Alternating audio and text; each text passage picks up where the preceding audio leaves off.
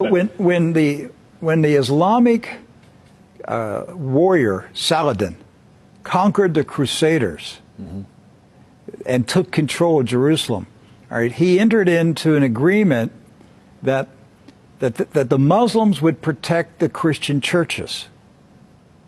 And so he appointed two Muslim families.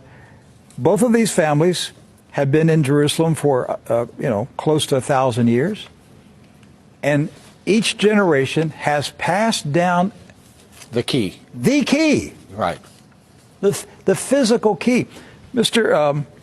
Judah said that the key he presently has is 800 years old. It's incredible. He had another key, but it broke. And this is a Muslim. I mean, yes. Adbi Judah is a Muslim. And he said it's a great honor for a Muslim to hold the key to the Church of the Holy Sepulchre, which is the most important church in Christendom. That's not disrespect. That's, we don't hear this in America. We don't hear, because what we have been told is Christian Americans, you should hate Muslims, you should kill Muslims. Because they're going to tear down all the churches yes. and basically just ransack them and everything else. But here we have two families that for nearly 1,000 years have actually been watching over Christian churches. That's right. So who planted into our minds here in America that we should hate and kill Muslims?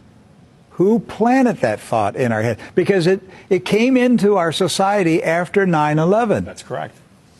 So 9/11 was a calculated planned operation, and it changed everything in our country. And so we were saturated with media propaganda, which who owns the media in this country? So we were saturated with this media propaganda.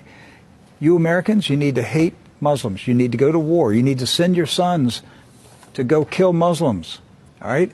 And yet, when you go to the Middle East, you find out that the Muslims, like Christians, are taking care of Christian churches. Yes. Do not hold animosity against Christians or Americans, except in the case where Americans are pushing for war in their countries or trying to take their land.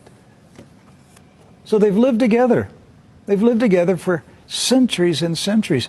Jews, Christians, and Muslims have lived together for centuries. They were buying and selling. They were trading. They were doing business together. They were building houses next door to each other for centuries. And it didn't change until the Zionists came. Now, see, you say, wait a minute, I thought Zionists are Jews. Not all Jews are Zionists. And not all Zionists are Jews. Right. Zionism is a political movement. Yes. Right. It's an ideology. Yes. Not an ethnicity. And so when the Zionists came to Jerusalem and Palestine, basically in the 1920s and 30s and 40s, right, they came to agitate. They came to infiltrate. They came to seize control. And so they formed paramilitary groups, like Irgun. And that's where Ariel Sharon and Menachem Begin, and these guys were young terrorists. And so there's where the hatred started to come in. The fighting, the animosity, the bitterness. But it didn't start until the Zionists appeared. Jews, Muslims, and Christians were coexisting. Yes. That's right.